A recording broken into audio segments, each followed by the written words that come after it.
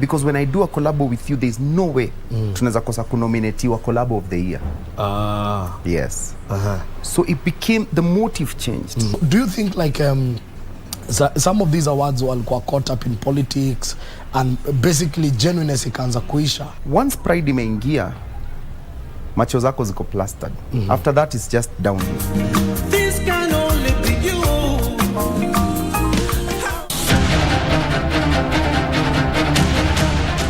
판 먼저 이기는 사람이 승자. 아차. 우리 신미호는 지면은 뭐 주실란가? 하긴 우리 쪽도 거는 게 있어야겠죠. 내 손모가지로 간다. 됐냐? 안 됩니다. 기도하셔야 하는데. 길이를 해도 넌 안 끝나버리게요.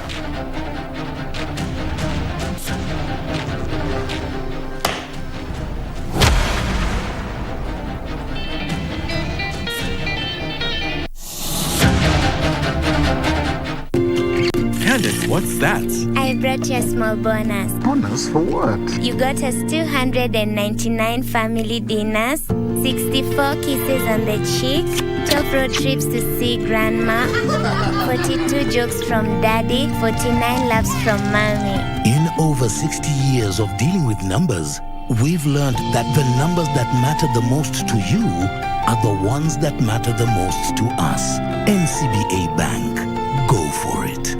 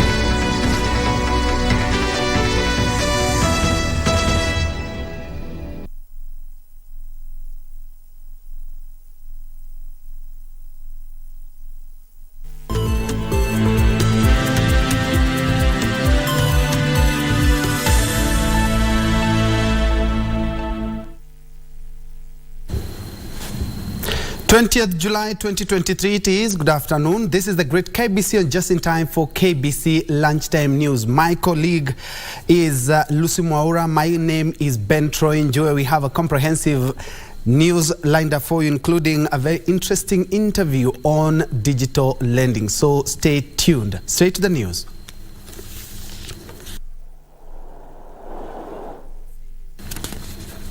We are also keeping keen on exactly what is happening after Azimio announced 3 days of anti-government protest. We are beginning live at the Nairobi CBD just to have a feel of what is going on. And my colleague Alvin Kaunda is on standby for that. If you can get me, Alvin, what is the latest from the Nairobi CBD? Thank you very much, Ben Troy. I am coming to you live from Nairobi CBD along Kenyatta Avenue, where not so much has been going on. We've been camping in the CBD since morning, since around 9 p.m. It's 9 a.m. Sorry, and not so much is going on. Sorry, Ben Troy, some technical error there. But not so much is going on around Nairobi CBD. We were here since 9 a.m. in the morning, and we were making rounds around the CBD to see what has been going on. And we saw security personnel around the city, from National Youth Security all the way to the GSU, and we were asking the locals, or maybe residents of Nairobi, what they think about this protest and what's their take. And we were having very mixed reactions. Some of them support the protest and some of them don't support the protest. But all in all, they were all coming to an agreement, saying that the two, that is His Excellency the President Dr. William Ruto and former Prime Minister Raila Odinga, should come to an agreement and have a sit down and make sure that all these things, all these protests is settled. And also still in the CBD, there is some little bit of tension because when it comes to businesses compared to yesterday, because yesterday was actually day one, today is day two of the protest this week, and the businesses aren't like 100% functional. Some of them have closed, some of them have opened, but even for those who have opened their businesses, they have partially opened their doors because they're still in fear that something bad might come up in the CBD.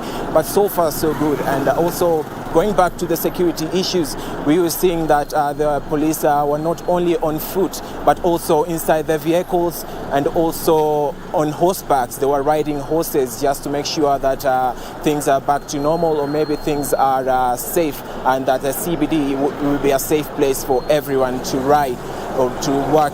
And like I mentioned earlier, we were outside here since morning, and during that time,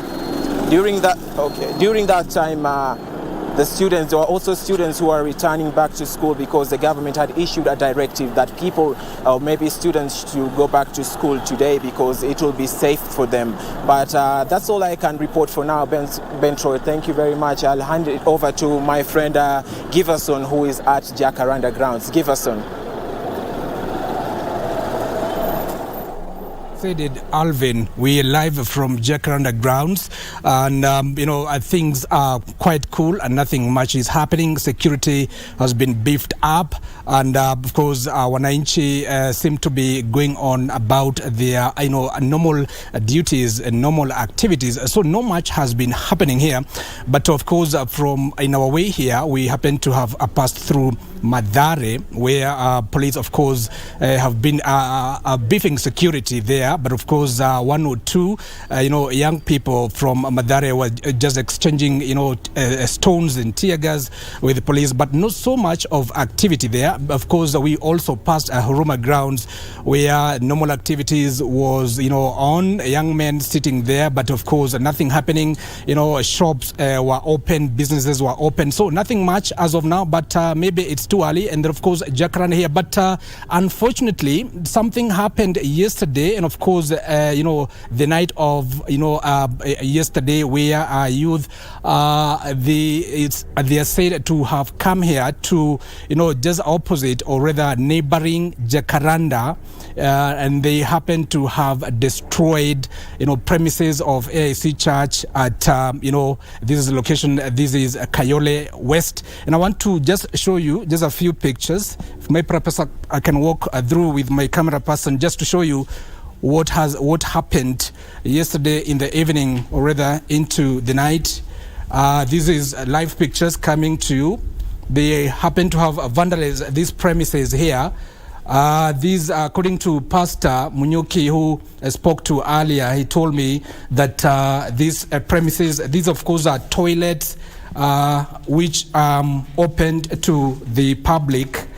It had been opened quite just a few months ago, and this is what happened. If my person can just walk you inside here, you can see this is quite a huge damage, and Pastor Munyoki told me this could cost about 2 million shillings in terms of damages.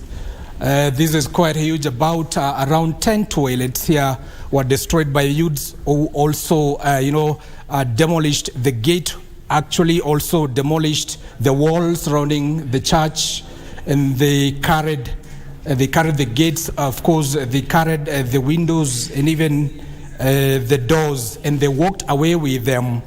So this is what happened yesterday after we left.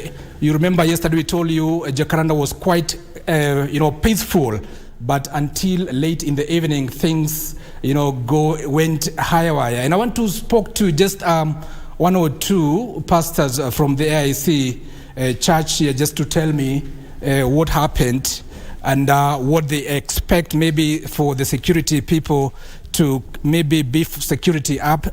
Pastor Munyoki, this is what happened. This is quite unfortunate, Apole, for that. When did this exactly happen? Because when we were here, there was nothing going on. This happened at around 2 p.m. After, when it seems to be calm, those guys came again and then did what they did after the demonstration was over. Yeah. Police had left or what? I don't know, because we were not expecting anything more than a demonstration which went on. But we were worried when a group came in to the facility and they started destroying. Yeah. How much will this cost the church in terms of the damages? I think the damage is too big, such that, it needs some experts to estimate. But according to us, it must go more than 5 million, because we cannot go in any detail, because we are not fundis. We only rely on those who are experts in items which were destroyed. Did you open this facility to the public also? Yeah, the facility had been working. We opened it two months ago, and it was operational. Who do you blame this for? The blame goes to demonstrators, because they are the one who did it. So we are blaming them. The demonstrators, and maybe those who are backing the demonstration, because there must be some people behind that. I think these are younger men who are being directed what to do. So we are blaming the whole system of rebellion. Okay. Yeah. Thank you so much for your time. And of course, because we don't have much of time, I have just to walk you outside and give you a picture of the Jacaranda grounds, just to tell you what is happening here. It's quite, calm, peaceful. Police are there. And of course, nothing much. The youth have also left who had started to gather here. But as you can see, the ground is quite peaceful. And I want to take you to Kisumu County, where we have our very own Achola. Achola, what is happening in Kisumu?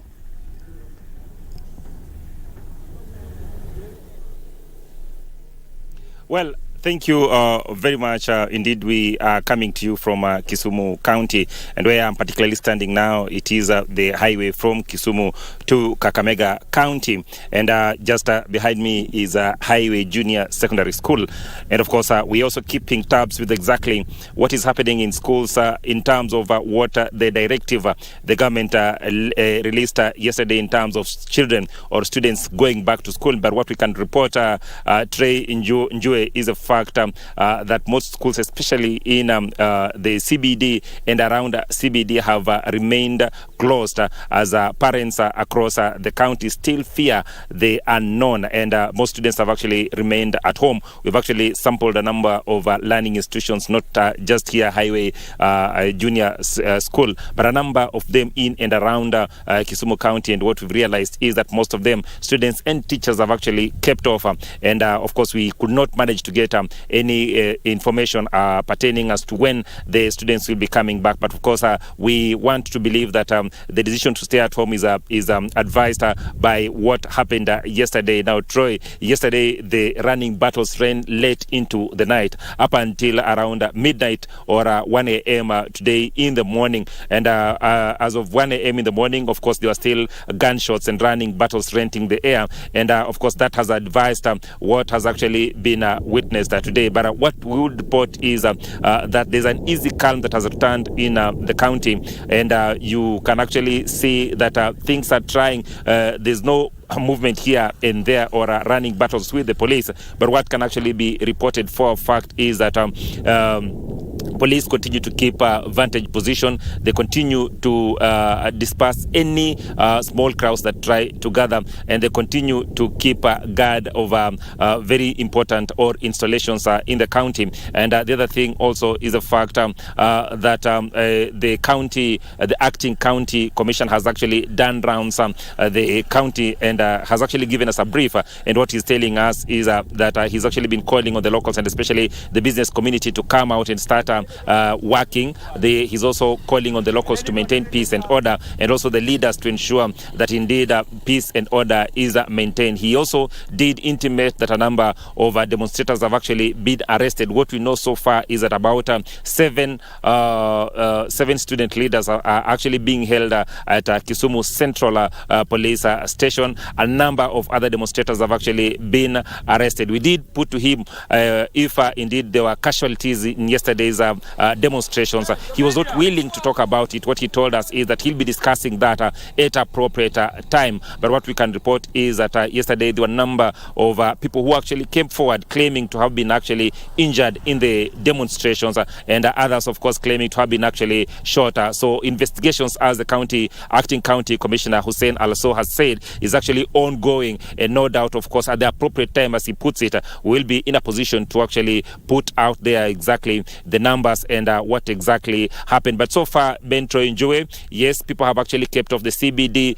The public service vehicles are not plying, but what we can actually assure you is that there's nothing in particular that is actually ongoing. People are actually just coming out slowly to watch and get a feel of exactly what is happening in the CBD. But business per se is yet to begin running as normal. We are hoping that probably as the day goes by, that indeed the traders and other locals will actually be coming out, so that then they can actually begin to operate normally. What I also want to put it out there, Bentro Njue, is the fact that police have been very strict in terms of their operations. They have actually moved from one road to another and one place to another, just ensuring that the illegal toll stations that have actually been erected on the road have actually been removed, and any small groupings by youth has actually been dispersed. We just went to Kondele, which is not far away from where we were standing, and wanted to get a feel of exactly what is happening. And I can assure you that the police or security officers that are actually manning Kondele roundabout, which is usually the epicenter of demonstrations and running battles here in Kisumu County,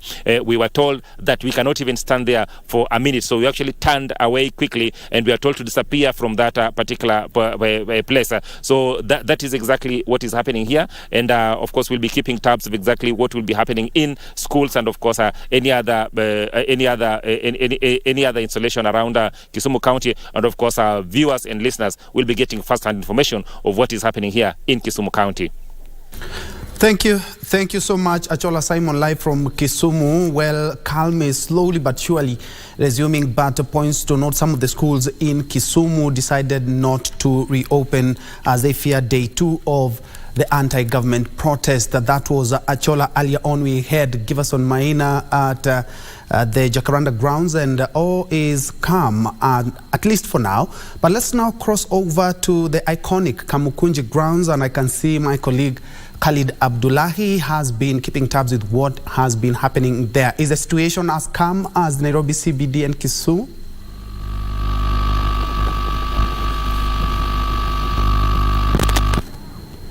Asante sana mwenzangu Bentro Njue ku studioni. Tunakujia moja kwa moja katika uwanja wa Kamukunji ambapo hali iko salama, shwari. Masala ya usalama imeonekana imewekwa kipaumbele hapa katika maeneo ya Kamukunji. Katika pita zetu tumepata kupita katika maeneo ya majengo, maeneo tofauti hapa. Soko zingi zimeonekana kufungua biashara zao na watu wakionekana kuendelea tu na hali yao ya kawaida, licha ya kiongozi wa upinzani Raila Odinga kutangaza siku 3 ya maandamano, ambayo hii siku ya leo inaingia siku ya pili. Lakini katika pita zetu tumeona kuwa shughuli bado iko shwari. Hakuna ile kikundi cha vijana ambao kwa kweli wanahofiwa kuleta rabsha ama kuleta masala kadha hapa. Masala yote hapa imeonekana yakiendelea vizuri tangia asubuhi, na katika pita zetu tumekuwa maafisa wa polisi walikuwa hawako hapo kwa wingi, kwani usalama umeonekana umekuwa sambamba hapa katika maeneo ya Kamukunji. Na kama mpiga picha wangu anaweza kuonyesha tu kidogo jinsi masala hayo ama pahala hapo kazi zinaendelea vizuri. Kila mpita njia anafanya mashughuli yake kama kawaida, na wale watu ambao wanauza vitu zao za rejareja, vitu za kujipatia tu kitu ya kupeleka nyumbani leo hawana taharuki yote, kwani magari za uchukuzi pia zinaonekana. All right, thank you, Khalid Abdullahi, and we do apologize for that sound hitch, but he is live at the iconic Kamukunji grounds where calm is slowly but surely resuming and businesses, as you have seen, and people going about their daily duties. Of course, we have our reporters and our correspondents who are on the ground monitoring the situation on the second day of the Azimio One Kenya Coalition anti-government protest. More in our subsequent bulletin. Elsewhere, drama ensued at the Wanguru police station in Moya, Kirinyaga County after the family of Embakasi East Member of Parliament Babu Owino stormed the police station demanding his release. The family alleges that the lawmaker is currently being held at the station and wants his release or arraignment in court, saying they have been denied access to their kin. The police were forced to send the family out of the station to restore calm. Babu was allegedly arrested at the JKIA on his return from Mombasa.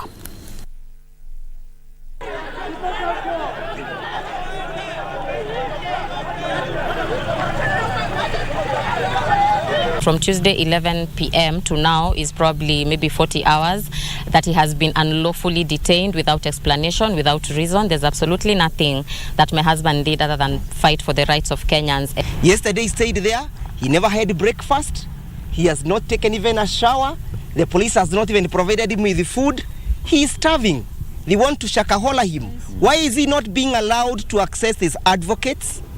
Why is he not being allowed to access his family? He has a right. He has a right, unless we have suspended the constitution.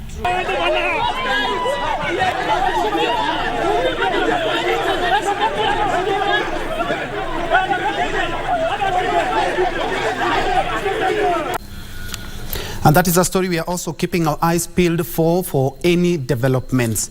Keep it KBC. Moving on, still on another arrest, former Mungiki leader Maina Njenga is in police custody alongside his brother Njoroge Njenga and his personal assistant Ole Lekishe. According to Njenga's family, the three were arrested on Wednesday evening while in their parents' home in Kiserian. The family is now pleading with the government to reveal his whereabouts, saying he was driven to an undisclosed location. According to the family of the former Mungiki leader Maina Njenga, a contingent of police officers allegedly stormed the home and forced entry at around 8:30 p.m. before driving off Njenga, his brother and a personal assistant. Wakati walikuja, mimi nilikuwa napikia baba, na baba alisida huko Nairobi Women, alikuwa dialysis. Nikapandisha chakula ile nilikuwa napika, nikaenda kupika karibu na baba. Sasa baba kasituka, nikamwambia sasa ni askari wanamejaa nje. Sasa sijui ni nini wanaulizia Maina. The family claims a number of security officers further conducted a security search at the home of the parents to the ex-Mungiki leader. Kwangu hakuna maandamano, kwangu ni kuona mimi vile nilivyo umia na nimetengenezwa. Kwa hivyo hayo yote hapana furahisha watu sana. The family to Njenga is now pleading with the government to reveal his whereabouts. Mimi nasema hayo yote amefanyika kwa kinyume ya binadamu. Release Maina and let the world know where Maina is. Wasiwasi wetu tunauliza wamempeleka wapi na wamemchukua kwa nini, na alikuwa ametulia kwa baba yake kuona baba yake akiwa mgonjwa. Jacqueline Masharia for Lunchtime News. Away from the arrest, let's now cross over to the coastal city of Mombasa. Ann Mburu, my colleague, is on standby to give us a feel on what is currently happening at the coastal county in regards to the Azimio protest. Over to you, Ann. Oh, good afternoon to you, to Ben Troy Njue, back at Broadcasting House, and I'm coming live to you from the Chuda Primary School.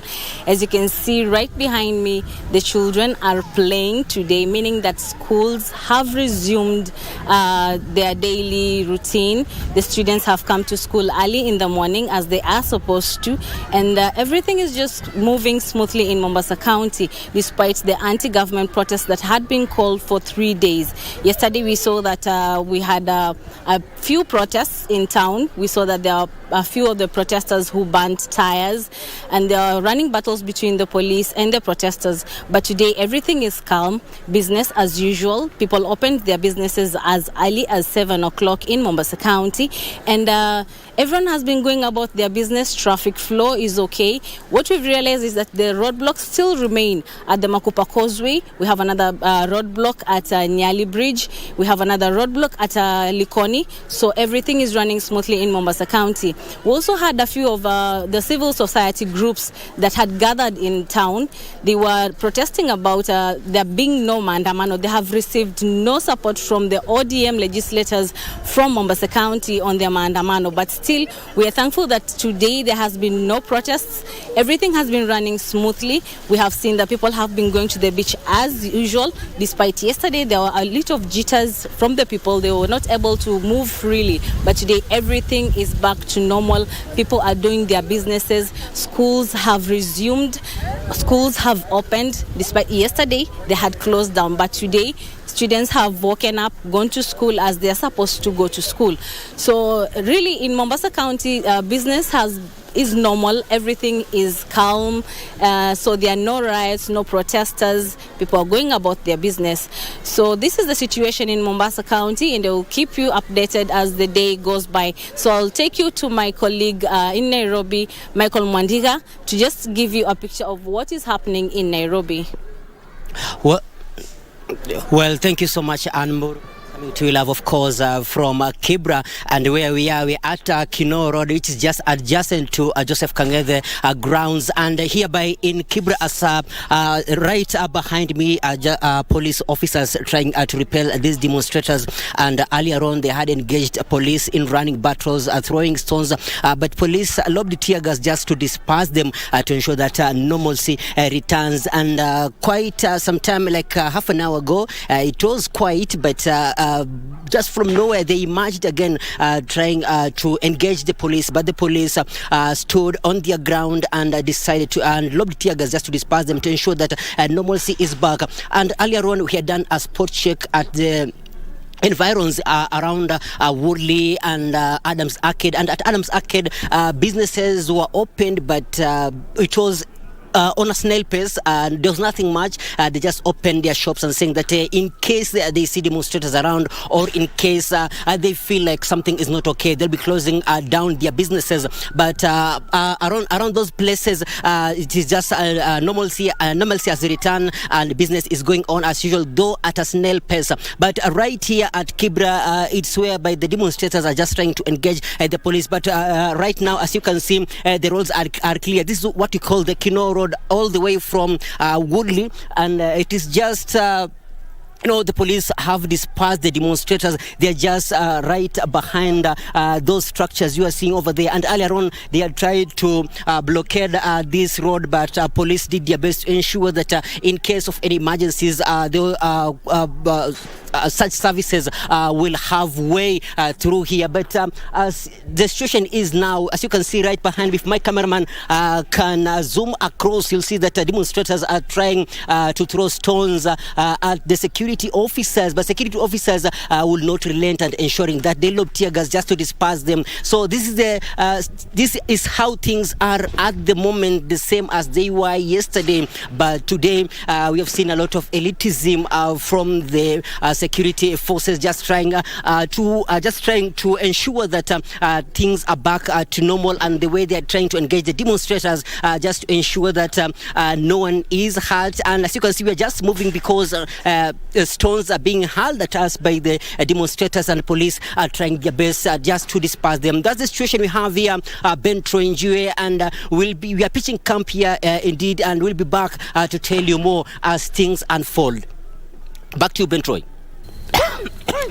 Thank you, Mike Mwadiga there from Kibra. A little nervy situation there, but as he has told us that the police have kept a vigil since yesterday in regards to the Azimio protest, Kibra being one of the violent hotspots we have witnessed in the previous days.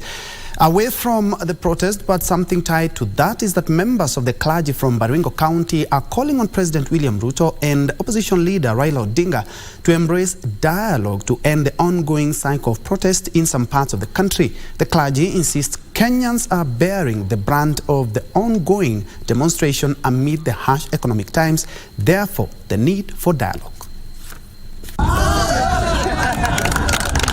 The Interfaith Religious Council organized a peace football tournament that brought together youth in Marigat, the end game being to sensitize them on peaceful coexistence. The clerics now calling on President William Ruto and former Prime Minister Raila Odinga to embrace dialogue so as to end the ongoing anti-government demonstrations which they claim are disruptive. Na tuone umuhimu wa Kenya, tuweka Kenya mbele kuliko maslaha yetu, because at the end of the day nchi yetu ni muhimu kuliko nafsi zetu. Kushindana na kuchukua msimamo mikali haiwezi kuleta amani katika nchi yetu ya Kenya na katika mahali popote. The clerics say the ongoing demos are worsening the harsh economic times and the burden is being shouldered by the common. Naona hata watoto hawaezi enda shule, mama na mtoto hawaezi enda hospitali, mtu hawaezi fanya biashara. The 3-day demonstration announced by the opposition enters day 2 today. Yusufar reporting for Lunchtime News. Very well, after a comprehensive check on what is currently happening in regards to the anti-government protest, we are due for our first break at about 29 minutes past the top of the hour. We'll be back with more news. Don't forget, we have business and also sports.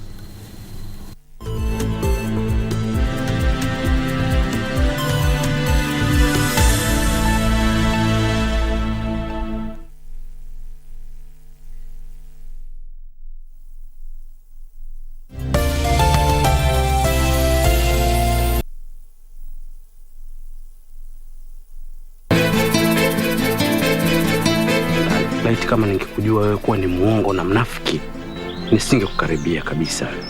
Bado sijai kuficha utu wangu. Kwa hiyo usiseme kuwa ulikuwa unijui. Toka umerudi safari, haujafika ofisini kabisa. Jamani, wenyewe na wivu wao. Watu wacha tunenepe kwa amani. Hebu nisaidie tukiungana. Wewe huna roho safi, huna watoto kwako, huna brothers. Roho safi kwa muuaji. Na kuonya. Stay away from my husband.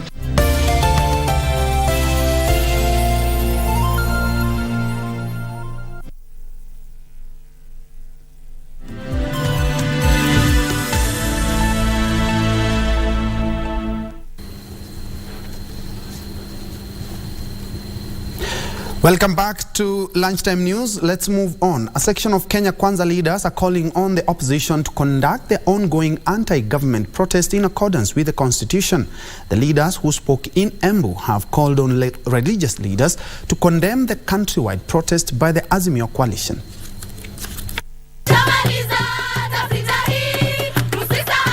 Speaking in Mbeere, North Embu County, the Kenya Kwanza leaders accused the opposition of double standards by staging demonstrations premised on the high cost of living. Some of the things that are ailing us, that you are now putting squarely to blame this government, are things that you caused.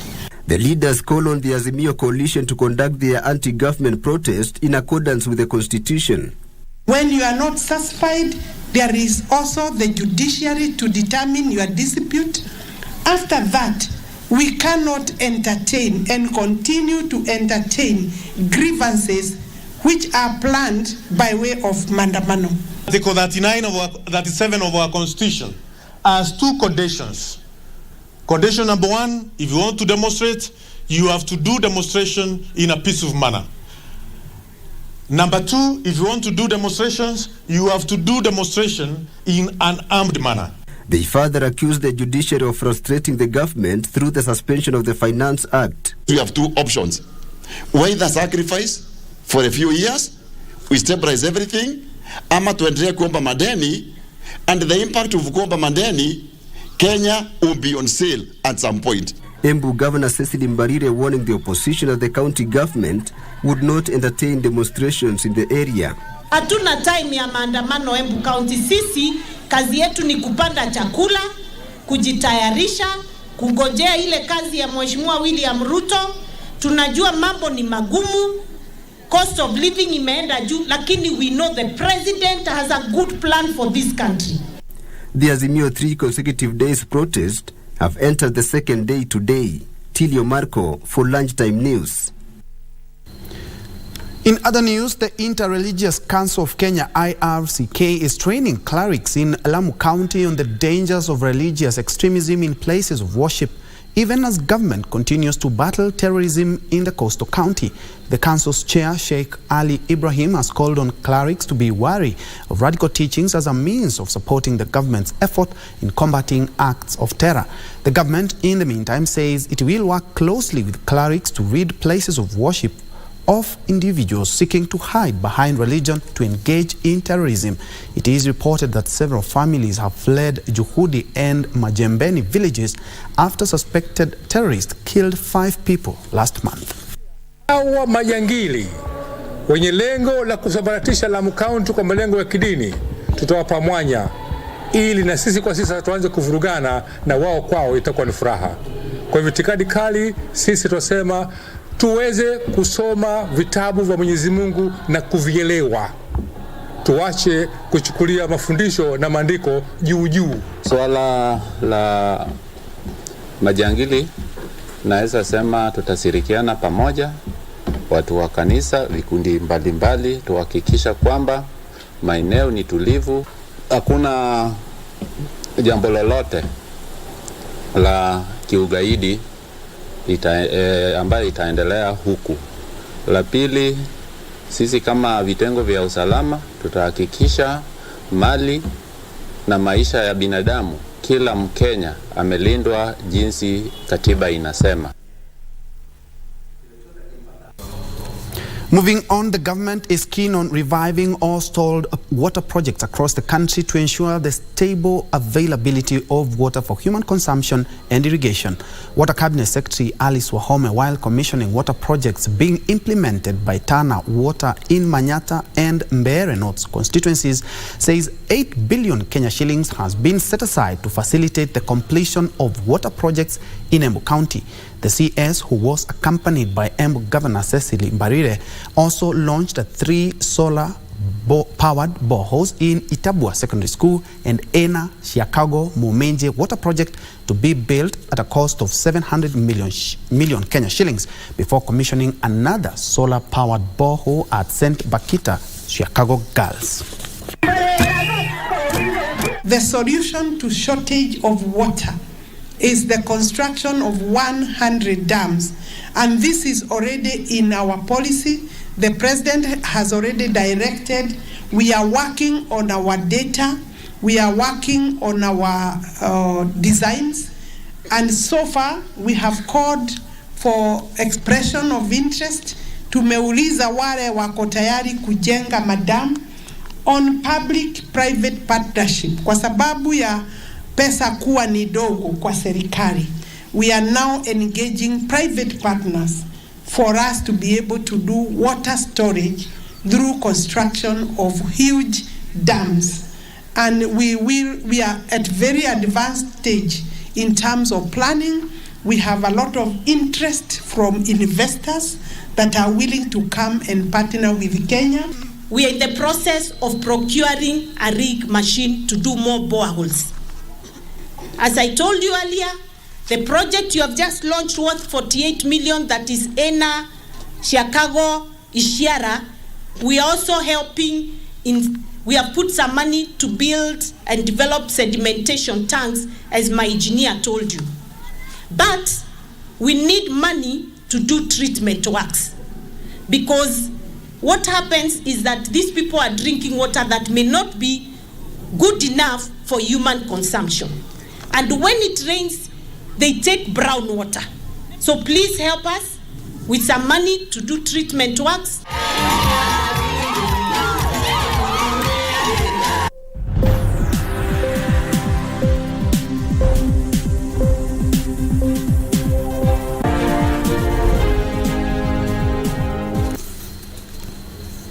In business, horticulture farmers lost 72 billion shillings from April to June this year due to post-harvest losses.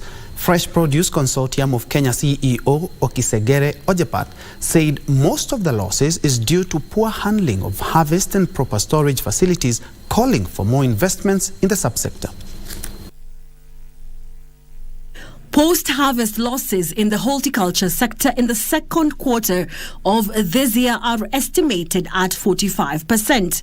Fresh Produce Consortium of Kenya now estimates the losses from April to May to be at 72 billion shillings as the subsector continues to grapple with reduced earnings. This is attributed to, among others, poor harvesting and handling techniques, lack of infrastructure, storage facilities, inadequate market access, and lack of knowledge and awareness. Stakeholders opine that sharing knowledge, resources, and experiences will guide in finding long-lasting solutions that will arrest this crisis, adding that a wholesome handling of post-harvest losses will not only help farmers have better returns on their crops, but also prevent environmental degradation and fight food insecurity in the country. While emphasizing the need to broaden markets to reach the United States, United Kingdom, Middle East and Far East, Fresh Produce Consortium of Kenya CEO Okisegere Ojepat noted the need for the industry to comply with standards put up by each market, both private and regulatory. He said with technology and e-commerce, goods are getting to the consumers much faster, even as the industry employ value addition to address today's customer demands. The Fresh Produce Consortium of Kenya also launched Good Practices Guide for the production of avocado, peas and beans in pod, which will go a long way in maintaining high standards of production to ensure products meet set standards in the domestic market and globally. Weri Mujenga for Lunchtime News. Now, the Kerio Valley Development Authority KVDA is planning to increase mango production in some parts of Rift Valley through distribution of clean seeds. Arid and semi-arid lands Principal Secretary Salim Dokota says the national government is seeking to leverage on increased mango production as an incentive to reduce cases of cattle rustling in parts of the Rift Valley. Kenya has been planning to expand its mango exports to the EU after lifting its self-imposed ban due to pest concerns. Kerio Valley is one of the areas that has seen establishment of a free pest area as the country seeks to increase its mango shipments. In a bid to increase the areas under mango production, the Kerio Valley Development Authority says it will distribute 50,000 hybrid mango seedlings to area residents. It's a deliberate effort to do cash crop development across the county, and we are targeting to remove or to graduate 190,000 people out of the poverty cycle in the next 10 years. And the reason why we are doing this is we are 99% agro-based county, meaning our people can only develop through agriculture. And what we want to do is we want to do cash crop agriculture where our people make real money and they commercialize the agriculture, not only subsistence but commercial agriculture. Arid and semi-arid lands Principal Secretary Salim Dokota says the project will offer residents an alternative source of livelihood and is also expected to reduce incidences of cattle rustling. This activity, the target we have set for this particular year in this nursery here behind us is 500,000 seedlings, mango seedlings for this particular year. The significance of having a mango seedling here or a mango factory is that it is an economic stimuli in this particular area. Instead of our people here engaging in gun activities, we want to give them an exercise that will contribute to the economic prosperity and to the climate change. The mango venture is also expected to be an alternative to pastoralism that has recently been affected by frequent droughts. What I want to urge the communities that as they receive these particular seedlings and with the help of the county and the governor is that they will be able to nurture until after 3.5 years to 4 years. Then they will be able to harvest the fruits of their labor. Plans are also underway to introduce minimum price for mangoes to protect farmers from exploitation. Chini kidogo kafana uwisiko ya kuipa kidogo kidogo. Sasa weka sanati hapo. Na maneno ya maendeleo ya maembe tunasema asante na hii member moja inatupea kama yangu sasa, ile niko naye, ile nimechuna kwanza napata 10,000, 15,000 mpaka 30. Njue for Lunchtime News. And moving on, pension schemes are considering investment proposals from 19 applications targeting infrastructure development in, among others, affordable housing, transport and agriculture. Here's Regina Manyara with the details. All of us here have either been appointed or elected, even in case of trustees, or have been hired in the case of investment experts and fund managers with one primary goal, and that is to be good custodians of the retirement savings of our members, and it is our duty to protect and grow these funds to ensure a secure and dignified future for our pension contributors. The Retirement Benefits Authority reviewed the regulations governing investment of pension savings, allowing pension firms to put up to 10% of assets into infrastructure assets, as well as 10% to private equity and 30% into real estate investment trusts. This is a breakaway from the previous regulations that offered pension funds the option of investing member savings in government securities, the capital markets, and direct property investments, leaving infrastructure investments largely untapped. Infrastructure and alternative asset investments offer pension schemes an opportunity to diversify their portfolios and reduce risk by adding an asset class with low correlation to traditional investment. These proposals, therefore, represent viable opportunities to diversify scheme investments while generating superior returns. Energy, transport, affordable housing, healthcare, agriculture, MSMEs and ICT are among sectors eyeing funding from pension schemes. The Kenya Pension Funds Investment Consortium, in conjunction with USAID, aims to mobilize at least 35 billion shillings in infrastructure assets in the near term and offer a platform for investment diversification for pension funds and core investors. Individual pension funds in Kenya do not always have capacity to venture into big-ticket infrastructure projects alone. KEPFIC offers a solution to this challenge by pulling together resources from member funds, which are then invested alongside international partners, including U.S. pension funds. Regina Manyara reporting for Lunchtime News. Very well, we are now due for our interview. As I had informed you earlier, we'll be having an interview on the credit access situation in the country, and more specifically narrowing it down to fintech companies. And we are now joined on Zoom by Anne Stella Mombi, who is the acting general manager of Tala. Anne, welcome to the program. Thank you so much. Pleasure to be here. Good to have you. Now, thank you. What is the status of the industry since the operationalization of digital credit providers regulation by the government? Yeah, from where we sit, this is one of the most progressive regulations that exist, not just in Kenya, but globally, with regards to streamlining the digital lending industry and also setting a standard of how the industry should operate. So from the standpoint of Tala, we are one of the 32 lenders who are currently licensed with, I believe at this point, over 300 plus applications sitting within the central bank. Part of the benefits that we have started to see is that customers are becoming more confident around the industry and around their safety while accessing credit. And more generally for us as a business, I think it has acted as sort of a stamp of approval from the regulator on our operations and on our intentions to continuously advance consumer safety, even as we're increasing access to credit through digital credit provision. And has these regulations affected the demand for credit, and especially on the digital platform? And if yes, in what ways? Yeah, so, it's a bit of an interesting one where, of course, there's always a question of increased access to credit more generally based on the tough market situation that we're currently in with rising cost of goods and rising inflation. However, from just a regulation standpoint, nothing has shifted fundamentally. since other unlicensed lenders are still in operation within this market. So I wouldn't say that we've seen more increased traffic versus our operation coming out of COVID and last year. However, definitely the market is going back to par conditions, of course, coming out of the 2-year COVID slump.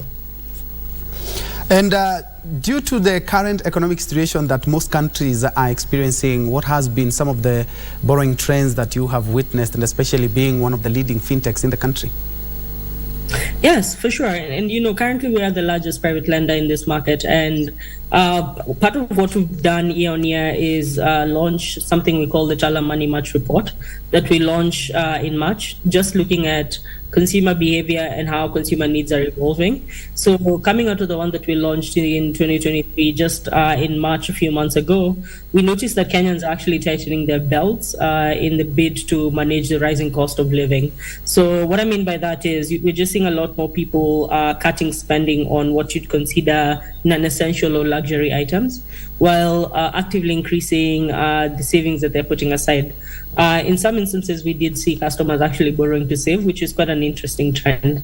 The other thing that I would like to call out is if you compare 2022 and 2023, we saw about an 8% drop in customers who claimed that they would anticipate borrowing more over the next 6 months, which is quite an interesting behavior, because it seems customers are becoming more mindful with the amount of credit that they're taking up and ensuring that they're not over indebted, even as, of course, there's a huge impact to the value of their income, taking the rising cost of goods and services currently. More generally, looking at Tala, I would say we're yet to see any impact on our books. However, we are watching this very closely as inflation continues to increase. And one of the issues facing fintech companies in the country, Tala included, is the issue of defaulting of loans. What are some of the remedies have you had to do or to switch with the current economic turndown that has been experienced not only in Kenya, in the region, and globally? Yes, for sure. And I think one of the benefits of us being a fintech organization continues to be that we leverage machine learning models to determine credit risk. So we are continuously underwriting customers even after they become long-standing customers of ours. So far, I'd say off of the work that we've been doing on our machine learning model as a data science company and our ability to determine credit worthiness, we're yet to see any huge increase or impact on default rates. However, that said, we're very, very aware that customers are going through a tough time. As a business, one of the things that we have instituted to always ensure that our customers are well set up is enable them to be able to call us and renegotiate the terms of their repayment. So whether this means that they're renegotiating how fast they can be able to pay the loan or renegotiating their due dates, then allowing for those different inputs to just ensure we're supporting customers even as they're readjusting to the new way of living.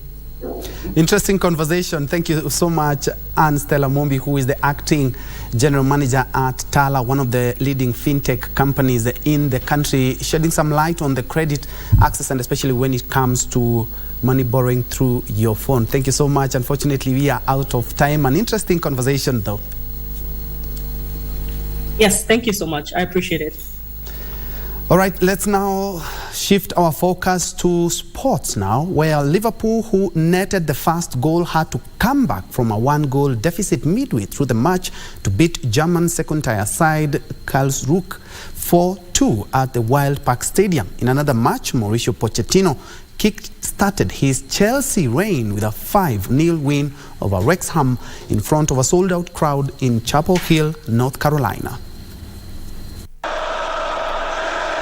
Diogo Jota's 2 stoppage time goals gave Liverpool a 4-2 win over Karlsruhe in their opening game of pre-season in Germany. Uruguayan striker Darwin Núñez had given the visitors the lead in just the 3rd minute, but the Bundesliga side hit back with goals either side of half-time from Lars Stindl and Sebastian Jung. Nice take by Stindl, and helps the ball on for Sebastian Jung.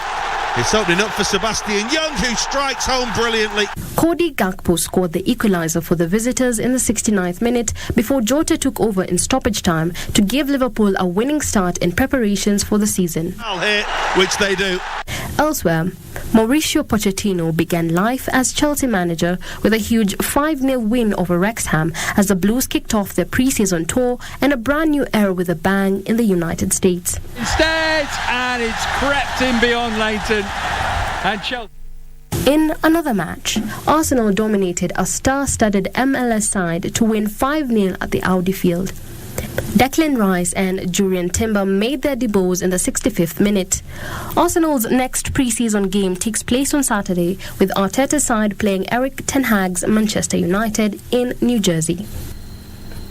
And still on soccer, the biggest FIFA Women's World Cup is underway, with New Zealand launching the tournament with a 1-0 win over Norway at Eden Park. Australia and New Zealand are co-hosts of the 9th edition, which for the first time will feature 32 nations, including defending world champions, the United States of America.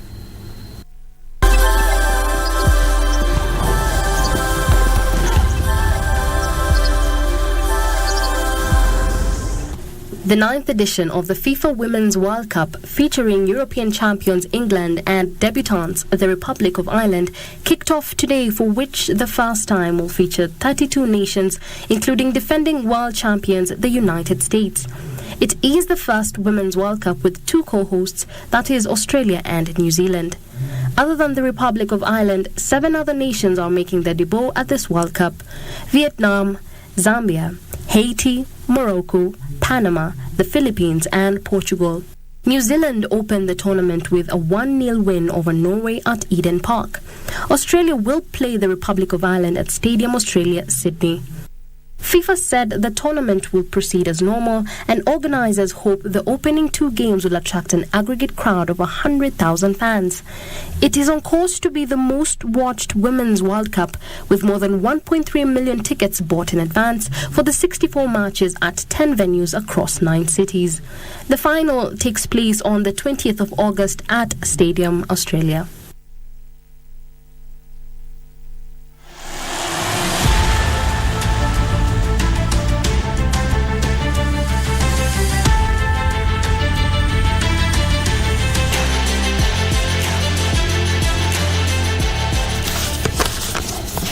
And that's where we put a cap on KBC Channel 1 Lunchtime News this Thursday afternoon. Much thanks for keeping it Channel 1. My name is Njue, and Lucy Maura has been my colleague who has been handling the sign language interpretation for this live newscast. Do have yourself a blessed afternoon and a great weekend ahead.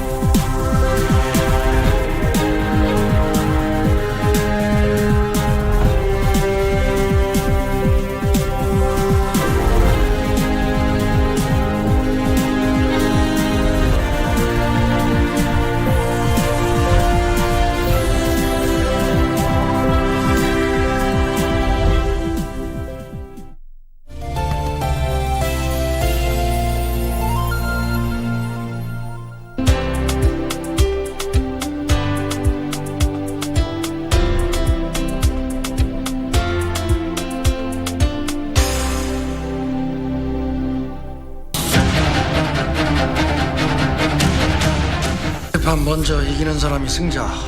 아참, 우리 신미호는 지면은 뭐 주실란가? 하긴 우리 쪽도 거는 게 있어야겠죠. 내 손모가지를 건다. 됐냐? 안 됩니다. 기도하셔야 하는데. 길이를 해도 넌 안 끝나 불행해요.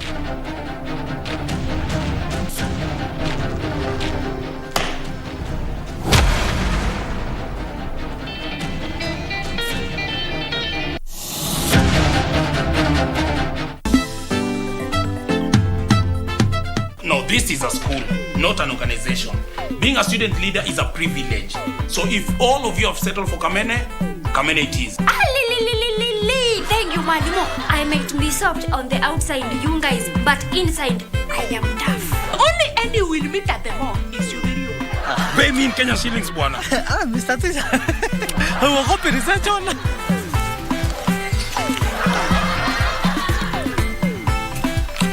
We are fine, Mr. Tisha.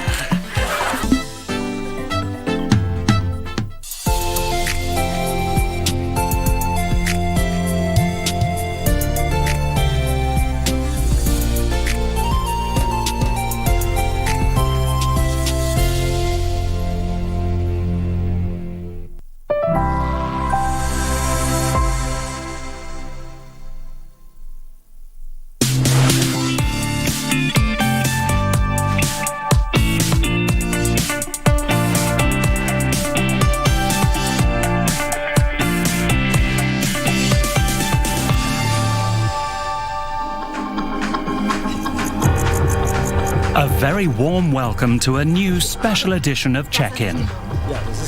Nicole Fröhlich shows us her favourites for a trip to Germany. 3 destinations that have particularly impressed her. First we go to the North Sea and first place for the vacation island of Sylt. Second place goes to the Baltic Sea, to the Schlei. Nicole Fröhlich's third favourite for a trip to Germany is a hike in the Bavarian Alps.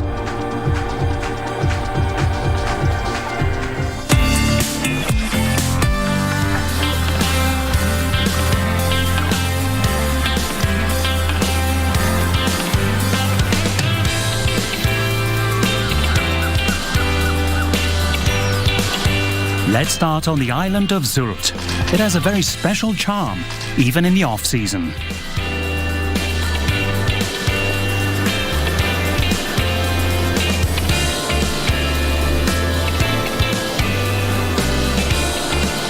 Here in Westerland is where Sylt's role as a vacation hotspot began. The island has been a magnet for tourists since the mid-19th century.